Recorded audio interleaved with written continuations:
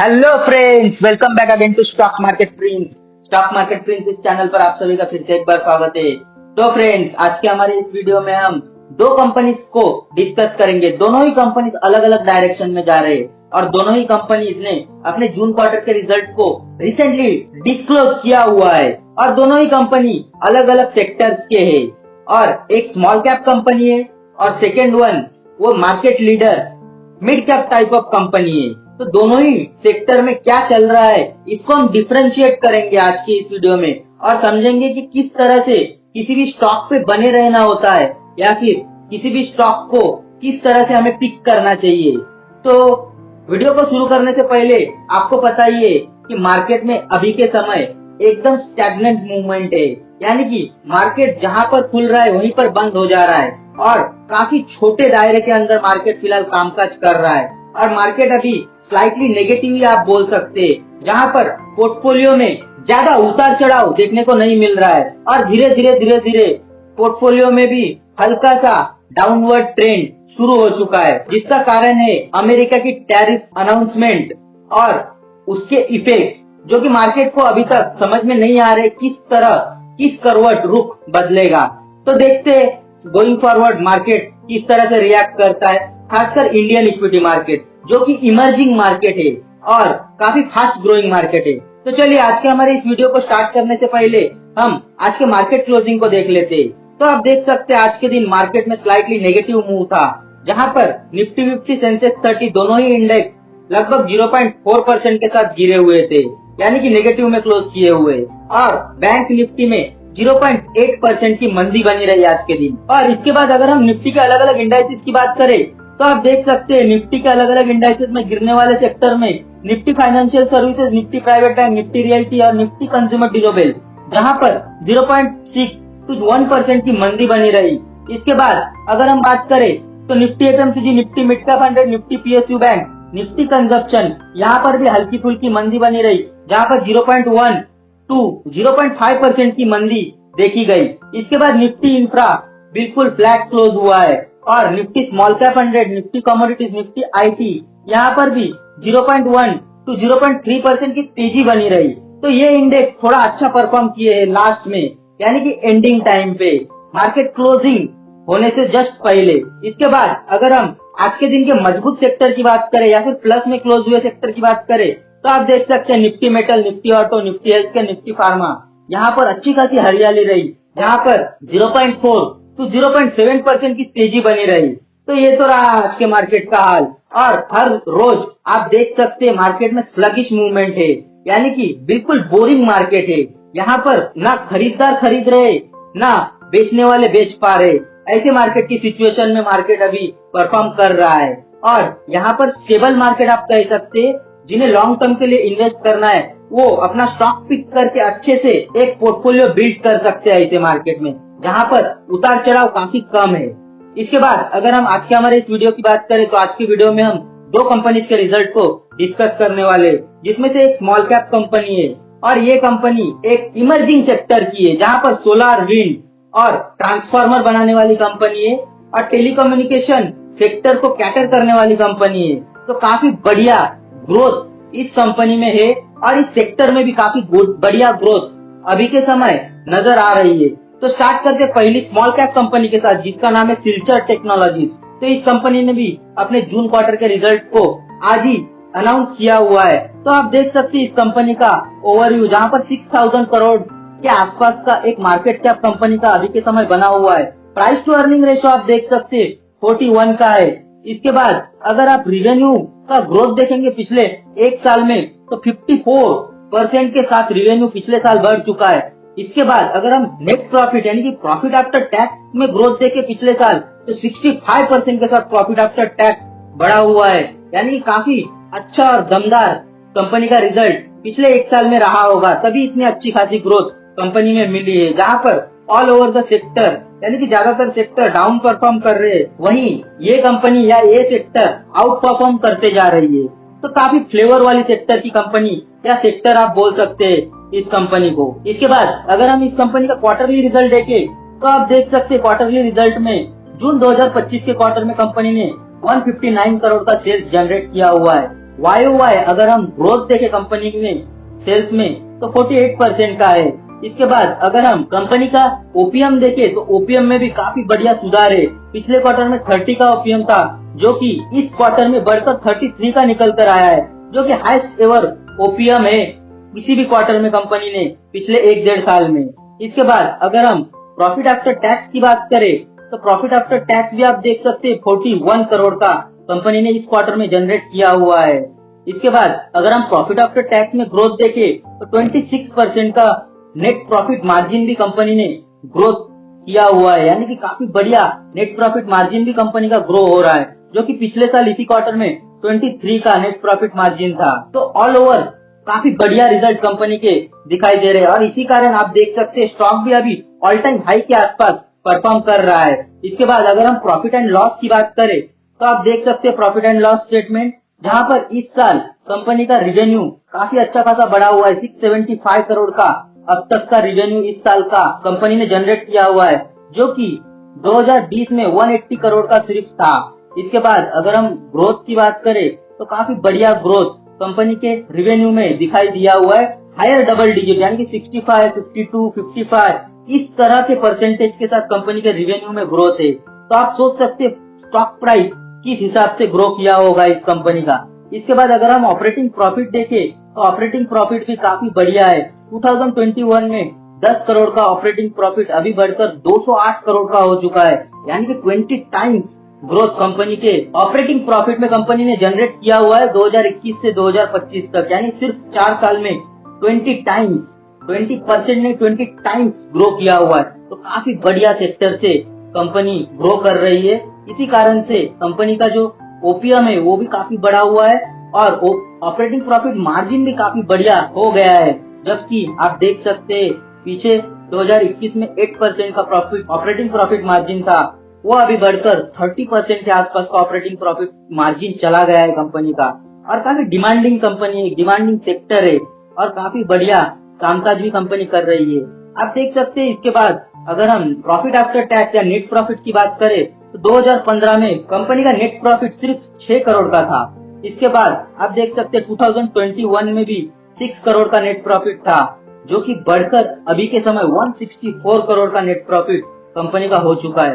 तो काफी बढ़िया OPM, operating profit margin, net profit margin में कंपनी ने सुधार किया है, जिसके कारण आप देख सकते हैं आगे के इमेज में बैलेंस शीट में भी उसका रिफ्लेक्शन देख सकते हैं, जहां पर 72 करोड़ का बैलेंस शीट होता था कंपनी का, वही अभी के समय 500 करोड़ के आसपास का बैलेंस शीट हो गया है। और कंपनी ने रिजर्व भी काफी बढ़िया इंक्रीज किया हुआ है। पहले 70 करोड़ का रिजर्व था, अभी 340 करोड़ का रिजर्व कंपनी के बैलेंस शीट में दिखाई दे रहा है, जो कि काफी बढ़िया इंप्रूवमेंट है। इसके बाद कैश फ्लो की बात करें तो कैश फ्लो आप देख सकते हैं पिछले 3 साल में ऑपरेटिंग कैश फ्लो पॉजिटिव में है कंपनी का, जो कि काफी बढ़िया संकेत देता है और इन्वेस्टिंग कंपनी कंटिन्यू करे जा रही है, तो काफी बढ़िया है। इसके बाद अगर ऑल रेशियोज की बात करें तो आप देख सकते 2015 में जब भी कंपनी किसी को पता भी नहीं होगी, उस समय सिर्फ 39 करोड़ का मार्केट कैप था, यानी 39 करोड़ में पूरी कंपनी मिल रही थी, जो कि अभी के समय आप देख सकते हैं मार्केट कैप 5000 करोड़ के आसपास का हो चुका है। तो किस तरह से बिजनेस ग्रो किया है इसका अंदाजा आप इससे ही लगा सकते हैं पिछले 10 साल में। इसके बाद प्रॉफिटेबिलिटी रेशियो की अगर हम बात करें तो आप देख सकते हैं प्रॉफिटेबिलिटी रेशियोज में ओपीएम यानी कि ऑपरेटिंग प्रॉफिट मार्जिन जहां पर 6%, 7% का था, वो बढ़कर अभी के समय 23, 25 या 30% के आसपास का हो चुका है, जिसके कारण एक नेट प्रॉफिट में काफी बढ़िया बूस्ट मिलता है। आरओसीई भी काफी बढ़िया है, आप देख सकते हैं, और रिटर्न ऑन इक्विटी भी काफी बढ़िया है कंपनी का। 42% का रिटर्न ऑन इक्विटी कंपनी अभी के समय कर पा रही है।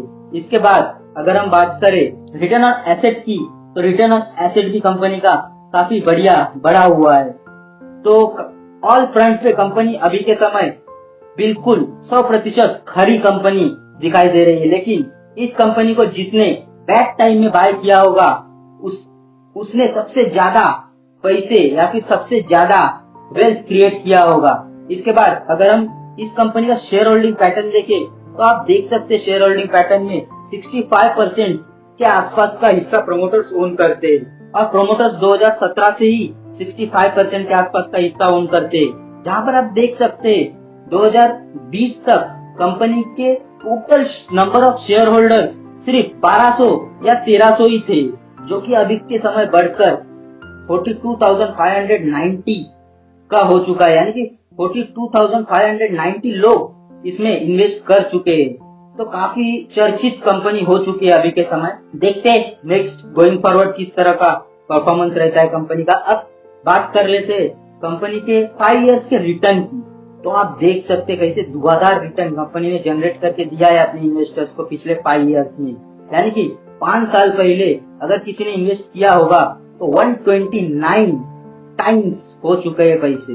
यानी कि अगर आपने 1 लाख रुपीज स्टॉक में 2020 इस मंथ में यानी कि अगस्त मंथ में इन्वेस्ट किए होते तो अभी के समय आपके 1,29 लाख रुपीज हो सकते थे अगर आप होल्ड करते तो इस तरह का परफॉर्मेंस सिल्चर टेक्नोलॉजीज इस कंपनी ने किया हुआ है या फिर इस बिजनेस ने किया हुआ है। तो इस तरह का वेल्थ आप देख सकते हैं क्रिएट हो सकता है स्टॉक मार्केट में। इसके बाद वाली कंपनी के और अगर हम बात करें तो आप देख सकते हैं ये कंपनी का नाम है एस्ट्रल पॉली, और ये कंपनी पीवीसी, सीपीवीसी और पेंटिंग में भी है, एडेसिव सेक्टर में भी है, यानी कि पिडिलाइट टाइप कंपनी या फिर थोड़ी सा केमिकल कंपनी आप इसको बोल सकते हैं।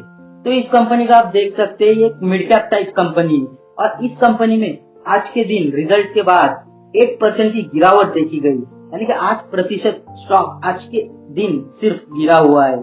तो इस कंपनी का अगर हम ओवरव्यू देखें तो आप देख सकते हैं 34,000 करोड़ की कंपनी है, यानी काफी ठीक ठाक मार्केट कैप वाली कंपनी है। इसके बाद प्राइस टू अर्निंग रेशियो देखे तो 67 का है, और पेंट कंपनी का भी 60-70 का प्राइस टू अर्निंग रेशियो रहता ही है। और अभी के समय डल मार्केट में प्राइस टू अर्निंग रेशियो भी कंप्रेस हो रहा है, ये भी आपको पता है। इसके बाद अगर हम रिवेन्यू ग्रोथ की बात करें तो आप देख सकते हैं रिवेन्यू में बिल्कुल ग्रोथ नहीं है।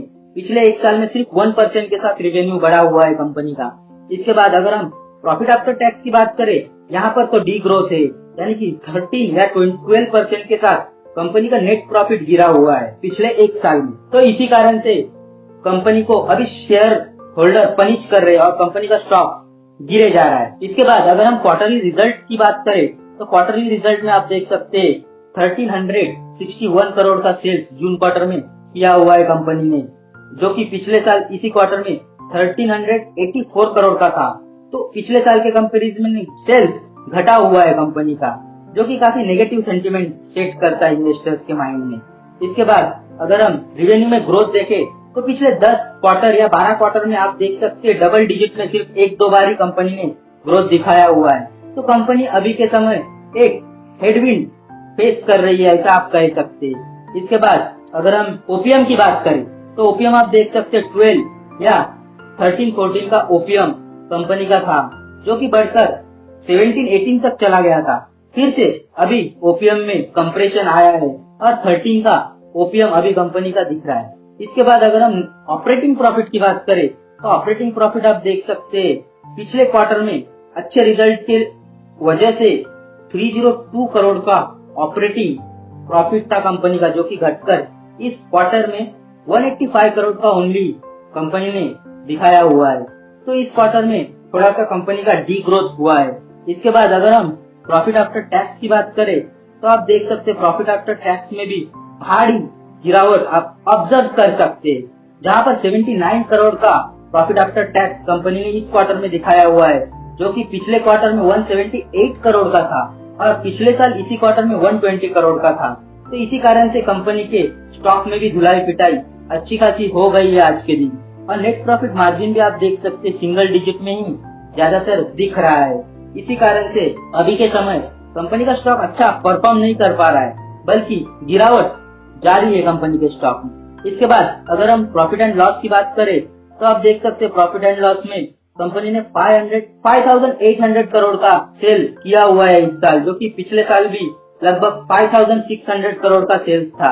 इसके बाद अगर हम नेट प्रॉफिट देखें तो नेट प्रॉफिट भी आप देख सकते हैं 546 का 2024 में था और 2025 में 519 करोड़ का नेट प्रॉफिट कंपनी ने जनरेट किया हुआ है। तो नेट प्रॉफिट में भी कुछ ज्यादा बढ़ोतरी नहीं है और सेल्स भी कंपनी के घटते जा रहे हैं, जिसके कारण कंपनी का स्टॉक भी दिन ब दिन घटते जा रहा है और शेयर होल्डर उसे पनिश कर रहे हैं। इसके बाद अगर हम बैलेंस शीट की बात करें तो बैलेंस शीट आप देख सकते हैं, काफी अच्छी बैलेंस शीट है। रिजर्व कंपनी का काफी अच्छा बढ़ते जा रहा है और कंपनी के ऊपर कर्जा ना के बराबर है। तो अच्छा खासा बैलेंस शीट है, बैलेंस शीट में कोई प्रॉब्लम नहीं है। इसके बाद अगर हम कैश फ्लो की बात करें तो कैश फ्लो आप देख सकते हो, ऑपरेटिंग कैश फ्लो पॉजिटिव में है और काफी अच्छा बिजनेस है। तो इसलिए कैश फ्लो में भी ज्यादा दिक्कत नहीं होती। दिक्कत सिर्फ सेल्स और नेट प्रॉफिट मार्जिन और ऑपरेटिंग प्रॉफिट मार्जिन में है, जिसके कारण नेट प्रॉफिट घट रहे और सेल्स नहीं बढ़ा पा रही है कंपनी कंपटीशन की वजह से। और जो हमारा जो सेंटीमेंट है अभी कंज्यूमर का, वो भी काफी कम या फिर काफी स्लो सेंटीमेंट है, जहां पर कंज्यूमर खर्चे काफी कम कर रहे हैं। इसी के कारण अभी के समय थोड़ा बहुत कंपनी प्रेशर में है। बाकी ओवरऑल कंपनी काफी बढ़िया है। इसके बाद अगर हम ऑल रेशियोज की बात करें तो आप देख सकते 2015 में इस कंपनी का मार्केट कैप 5,000 करोड़ का था, जो कि अभी बढ़कर 35,000 करोड़ का हो चुका है। तो 7 टाइम्स हो चुका है मार्केट कैप पिछले 10 साल में। तो ये भी काफी बढ़िया ग्रोथ दिखाया हुआ है।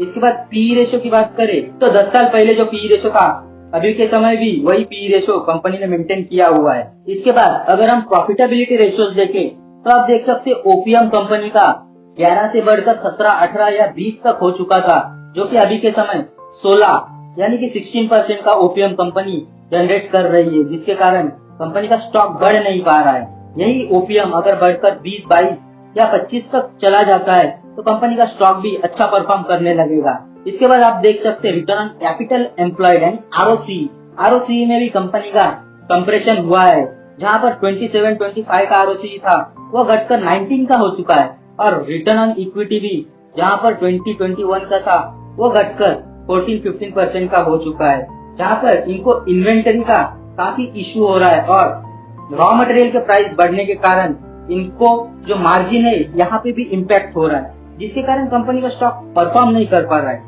यानी कि पिछला जो कंपनी था वो काफी अच्छे डिमांडिंग सेक्टर में था और ये जो कंपनी है ये अंडर वैल्यूड या फिर अंडर डिमांड वाले सेक्टर में है, जिसके कारण कंपनी के जो ओपीएम है वो काफी घटते जा रहे हैं अभी के समय और कंपनी अपने इन्वेंटरी को सही से पास ऑन नहीं कर पा रही है। इसके बाद अगर हम शेयर होल्डिंग पैटर्न देखें तो आप देख सकते 54% का हिस्सा प्रोमोटर्स ओन करते इस कंपनी में। 2018 में 58% का हिस्सा था। इसके बाद फॉरेन इन्वेस्टर, डोमेस्टिक इन्वेस्टर्स भी काफी बढ़िया हिस्सा ओन करते और यहाँ पर आप देख सकते सिर्फ 16,000 लोग ही इन्वेस्टर थे इस कंपनी में 2018 में, जो कि अभी के समय बढ़कर 3 लाख लोग इन्वेस्ट करते हैं इस कंपनी में।